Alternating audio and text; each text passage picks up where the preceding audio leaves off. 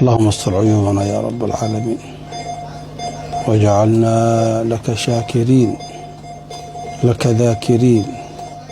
أخوكم حسن معلم إبراهيم الواجدي أقصد حلايو ACU حمر اسبتالك هضن. الحمد لله رب العالمين،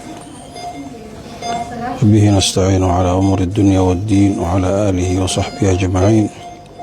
تحانون سنة ماشان جوكته وإذا معان رقيق هادي عبدي انتهي. الله جل جلاله وحنقوي ديننا إنه عافمات كأود ما يستره، عافمات تام إلهي يسيه سبحانه وتعالى. جميعا وحان لا نهي.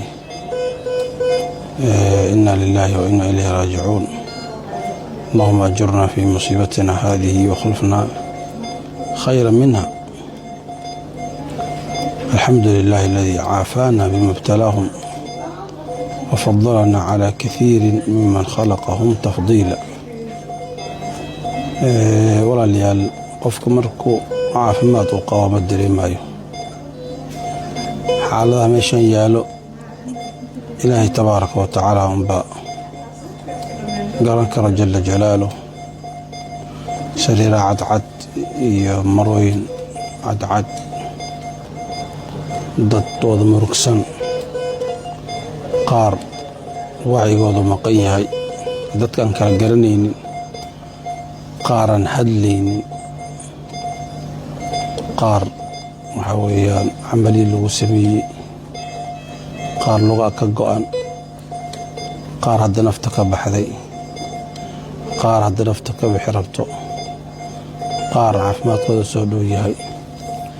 waa xaalado kala duwan oo meelaan la jeclaysanayn runtii, meelaan raaxa oolin, meelaan baashaal oolin. waa meel murugteedu ay badan tahay. waa xadadoo bannaanka fadhiyo oo wada murugsan, oo familigooda meesha uu ku jiro, oo xataa inay soo booqdaan loo diiday, oo sheeda ka soo daawanayo, maraayada gadaasheeda ka daawanayo, iska oynayo. hooyadii meeshan ku jirto, aabbahiyaa ku jiro, hala ii fasaxo laleeyahay. waqtiga booqashada waa la dhaafay, sii laabta iska baxa. ciidaasay ka badan yihiin. inta dadkaasi ay murugsan yihiin, dee musiibada intay kaa maqan tahay, meel kale walaalkaa kale ku maqan tahay. gabar walaalihii ka mid oo ila dhalatay waxay tiri, anaa waxaan ku idhi meeshaan ACU lagu magacaaba dadka xaaladaha adag, xaaladooda daran yihiin ayaa la keenaa. dee inta annaka bannaanka joognay, dad baa habeen maalin ku soo noqonayaan ku idhi, oo ACU dadkooda qofkooda uu ku jiray.